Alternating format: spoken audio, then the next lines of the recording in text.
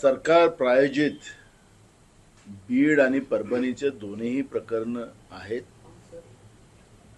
या प्रकरणामुळे महाराष्ट्राचं एक जंगलराज यांनी ज्या पद्धतीनं मागच्या 2.5 वर्ष आणि आता जे निर्माण करतात आहेत आणि त्याच्यामुळे महाराष्ट्राला जे कलंक लागतो आहे, महाराष्ट्राची बदनामी पूर्ण देशामध्ये होत आहे, जगात होते आहे.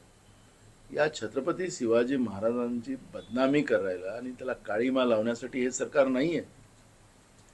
या सरकारचे आमदार त्यांना स्वतः गृह खात्याकडून सगळी माहिती मिळते आणि त्याच आधारावर ते आमदार विधानसभेत असेल की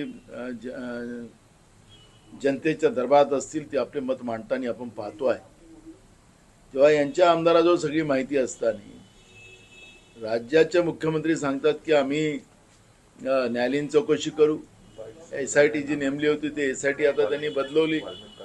सांगायचं तात्पर्य असं की हे सगळे जनतेचं मूळ मुद्द्याला डायव्हर्ट करण्यासाठी या सरकारने बीड आणि उस्मानाबाद या प्रकरणाला त्या पद्धतीचं तापट ठेवून मग शेतकऱ्यांचे प्रश्न असतील, धानाचा पैसा, धानाच्या समर्थन मूल्याची खरेदी असेल, कापूस असेल, सोयाबीन असेल, कांदा असेल, या आणि तुरी असतील, या सगळ्या शेतकऱ्यांच्या शेतीच्या मालाला आज भाव मिळत नाही. शेतकऱ्यांच्या मोठ्या प्रमाणात आत्महत्या आहेत, चाललेल्या आहेत.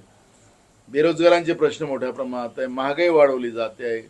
अदानीला संपूर्ण महाराष्ट्र लुटून दिला जातो आहे आणि सगळं बीड आणि उस्मानाबादच्या प्रकरणावर केंद्रित करून तिथल्या लोकांचे मोठ्या प्रमाणात आपण पाहिलं असेल की धनंजय देशमुख यांनी काल पाण्याच्या टाकीवर चढून आत्महत्या करण्याचा प्रयत्न केलेला होता.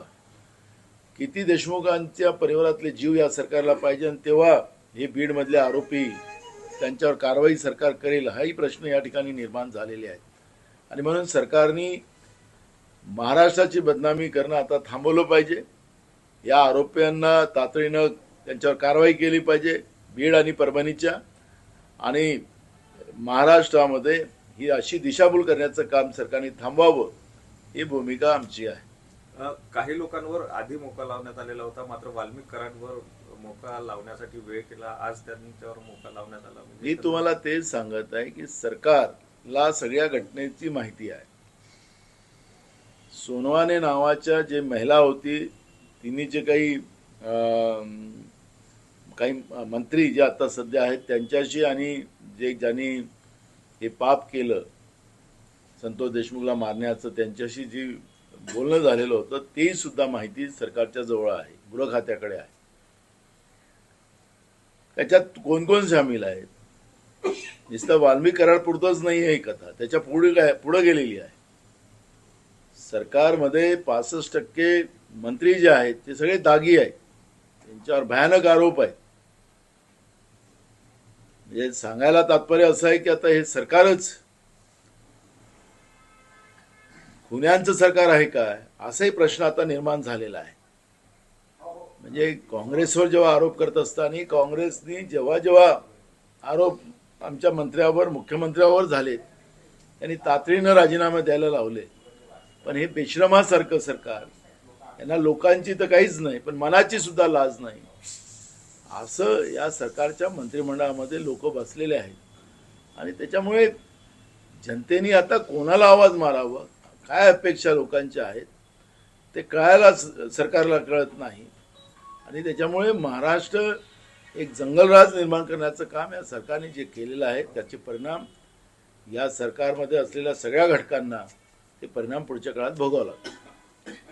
नानाभाऊ, स्थानिक स्वराज्य संस्थांच्या निवडणुका आता पुढे येणार आहे. महाविकास आघाडीमध्ये कुठेतरी फूट पडताना दिसते. शिवसेना म्हणते की आम्ही सोबळावर लढणार, काही काँग्रेसचे नेते सुद्धा बोलतात. तुमची काय भूमिका आहे? मला एक कळत नाही, कोण काही बोललं तर महाविकास आघाडीमध्ये फूट अशा पद्धतीच्या बातम्या आपल्याकडे येतात. मग या सरकारमध्ये काय चाललेलं आहे? अजित पवारांचा एक मंत्री त्याच्यामध्ये अडलेला आहे असं भाजपचा आमदार सांगतोय. जो राष्ट्रवादीचा एक आमदार सांगतो की भाजपची एक मंत्री त्याच्यामध्ये समाविष्ट आहे. अशा अनेक प्रकरण आपण आज महाराष्ट्रामध्ये या मंत्रिमंडळामध्ये या सरकारमध्ये पाहतो आहे. सगळ्यात जास्त तर माहितीमध्ये फूट आहे. पण मूळ प्रश्न आहे की कोणी काय बोलले.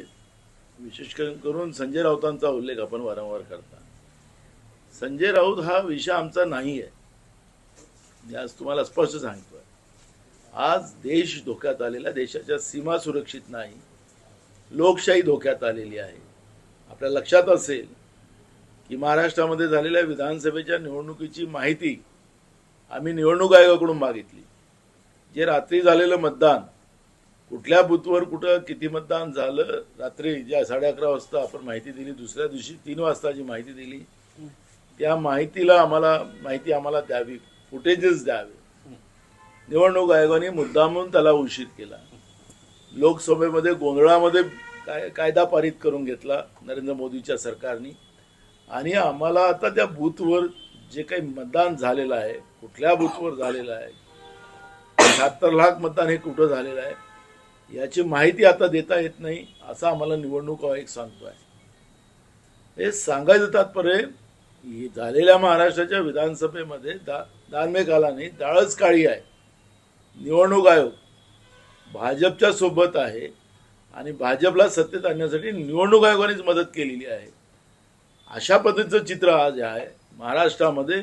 या सरकारच्या बद्दल लोकांमध्ये तीळ मात्र सुद्धा हे सरकार आमच्या मताचं नाही, अशा पद्धतीचं मत लोकांचं आहे आणि शंकाच शंका आहे.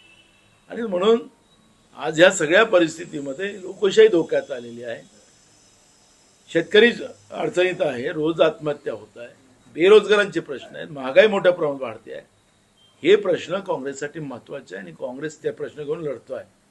कोण काय बोलतोय, संजय राऊत काय बोलले, अमुक कोण काय बोलले, याचं आमचं कुठलंही घेणं देणं नाही. निवडणुकीच्या काळात काय करायचं आहे ते ठरवू आणि त्याच्यानंतर आम्ही त्याच्यावरची प्रक्रिया, अजून निवडणुका लागल्याच नाही. निवडणुका लागतील की नाही लागतील तेही पण एक शंका आमच्या मनात. गेले 3 वर्ष महाराष्ट्रामध्ये या सरकारने निवडणुका होऊ दिल्या नाहीत. त्यामुळे आमच्या मनात शंका आहे, जेव्हा निवडणुका लागल्यानंतर त्यावेळेस काय करायचं ते आम्ही त्यावेळेस ठरवू. आज मला त्याच्यावरची कुठली प्रतिक्रिया द्यायची नाही. कराडला सीबीआय कोठडी न मिळता त्याला न्यायालयीन कोठडीत पाठवण्यात आलं, त्यामुळे कुठेतरी तपासातून मी तुम्हाला सांगत आहे, सरकार प्रायोजित आहे. बीडचं प्रकरण, परभणीचं प्रकरण हे सरकार प्रायोजित आहे. आरोपीला कसं सुरक्षित करता येईल, मंत्रिमंडळात बसलेल्या आरोपींना सुरक्षित कसं करता येईल, हा प्रयत्न हे सरकार करते आहे. हे आरोप्यांना वाचवणारं सरकार आहे, गुन्हेगारांना वाचवणारं सरकार आहे. आणि म्हणून तुम्ही ज्या वाल्मिक कराडचं बद्दलची भूमिका मांडताय, ते कसा बाहेर निघणार, काय होणार, कारण की जे काही सूत्र आहेत या सगळ्यांची त्याचे वाल्मिक कराडशी जुळलेलं आहे, सरकारच्या मंत्रिमंडळात बसलेल्या लोकांशी जुळलेलं आहे. आणि म्हणून त्यांना वाचवण्यासाठी या सरकारने पूर्ण प्रयत्न सुरू केलेले आहेत. आणि खऱ्या अर्थानं संतोष देशमुखच्या प्रकरणामध्ये हे सरकार न्याय देईल हे आता कोणालाच वाटत नाही.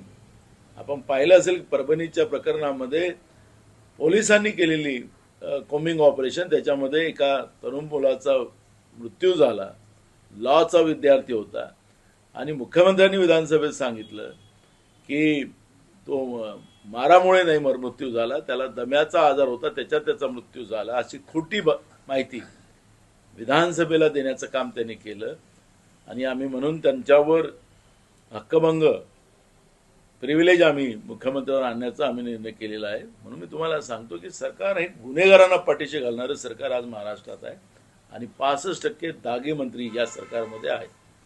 आपण मंत्रिमंडळात असलेला गुन्हेगाराला वाचवण्यासाठी म्हणतात, आपला आरोप थेट धनंजय मुंडेवर. मी कोणाचं नाव घेतलं नाही ना, ते सरकारने चौकशीमध्ये काढलं पाहिजे. आमचं काय म्हणणं आहे, ते सरकारमध्ये बसलेले आहेत मंत्री, त्यांच्यावर सुई जाते आहे वारंवार, तिथल्या लोकांची सुई जाते आहे. आणि म्हणून सरकार आरोप असताना सुद्धा आम्ही विलासराव देशमुख साहेबांनी त्यांच्यावर आरोप झाले आणि तातडीने त्यांना मुख्यमंत्री पदाचा अलीकडच्या काळामध्ये झालेला अशा अनेक मंत्र्यांचं आणि मुख्यमंत्र्यांचं उदाहरण मला देता येईल. पण मी तुम्हाला सांगत आहे की यांना ना जनाची ना मनाची लाज आहे, असंही मंत्रिमंडळ आज राज्यामध्ये आहे. तिकडे भास्कर जाधव म्हणतात की शिवसेनेची काँग्रेस झाली, त्या बैठकीत अशा पद्धतीने त्यांनी वक्तव्य केल्याची चर्चा आहे. काय नेमकं त्यांना आरोप करायचा? मी तुम्हाला सांगितलं की मला या चुटपुट्या अशा वक्तव्याच्या बद्दलचं कुठलंही वक्तव्य करायचं नाही, कारण मला देश महत्वाचा आहे, काँग्रेससाठी देश महत्वाचा आहे, लोकशाही महत्वाची आहे, शेतकरी महत्वाचा आहे, तरुण बेरोजगार महत्वाचा आहे, महागाई ज्या पद्धतीने वाढते आहे, डॉलर रोज मरतोय, 87 रुपयावर आज डॉलर गेला, हे सगळे प्रश्न आहेत. आज देशामध्ये सगळीकडे महागाईचा भडका उठलेला आहे, जनतेचे प्रश्न काँग्रेससाठी महत्वाचे आहे. म्हणून या अशा कोण काय स्टेटमेंट करतं त्याच्यावर प्रतिक्रिया देण्याचं काही भूमिका काँग्रेसची राहणार नाही.